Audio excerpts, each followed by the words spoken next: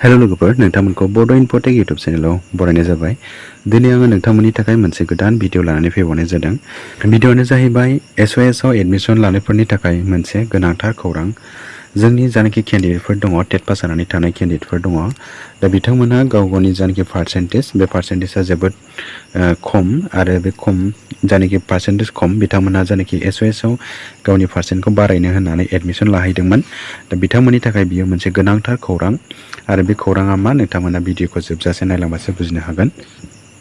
लोगोफोर नोंथांमोना भिडिअखौ जोबजासे नायलांदो। बे खौराङा मा, जोंनि जानाखि ASOS आव एडमिशन लानाय बिथांमोन दङ, दा बिथांमोननि जानाखि अनलाइन पर्टेलाव एडमिशन लानाय, बे अनलाइन पर्टेलाव एडमिशन लानाया एसे प्रब्लेम जादों। बेवहाय जोंनि जानाखि आसाम स्टेट अपेन स्कुलिं आसाम हायार सेकेन्डारि इडुकेसन काउन्सिलनिफ्राय मोनसे नटिफिकेसन फैदों, आरो बे नटिफिकेसना जोंना 26 जुनावनो फैदों। आरो बे 26 जुनाव मा नटिफिकेसन फैदों नोंथांमोना बेखौ जोबजासे फरायलांबानो नोंथांमोना बुजिनो मोनगोन। आं बेवहाय माखासे मेन पइन्ट्सफोरखौल' नोंथांमोना हाइलाइट खालामनानै देखायगोन। बेवहाय जोंना मा होनदों, Assam State Open Schooling ASEC that due to the some unavoidable technical issues, the admission registration process for the B Block 2022 could not be conducted within the stipulated time frame. माने जानाखि admission लादों 2022 नि जानाखि बी block, बिनि admission बा registration बियो माखासे technical इश्यूसनि थाखाय बिथांमोनखौ मोनसे टाइम फ्रेमनि गेजेरावहाय बिथांमोनखौ एडमिशन लानो हानाय नंला। दा बिथांमोनखौ now it is decided to merge the learner B block 2022 and A block 2023 into a single block 2023 A block। थारमाने 2000 जोंहा ASOS आ मोननै जायो, मोनसे B ब्लक आरो मोनसे A ब्लक। बोसोराव जोंना मोननै जायो। दा A ब्लक आरो B ब्लक मोननैखौबो जोंहा मार्ज खालामनानै बिनि एग्जामखौ कन्डाक्ट खालामनाय जासिगोन आरो। दा 2022 नि माखासे एडमिशननि टेक्निकल प्रब्लेम जादों।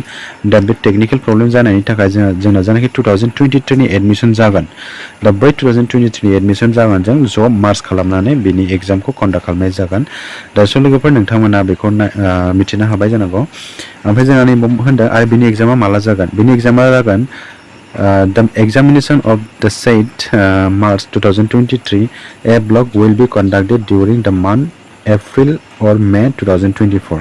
दा बिनि एग्जामा जाहैगोन जोंना मेनि एप्रिल बा मेनि 2024 मायथाइनि।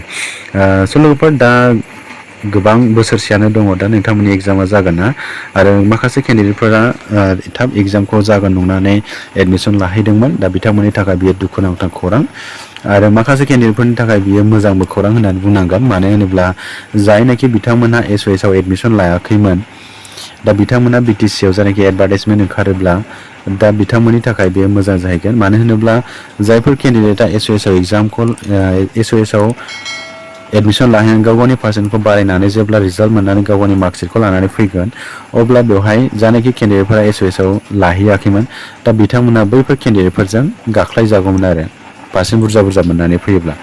दा जों ASOS जायफोर लायाखै बिथांमोननि थाखाय मोजां खौरां, आरो जायफोर ASOS लादोंमोन बिथांमोननि थाखाय गाज्रि खौरां आरो।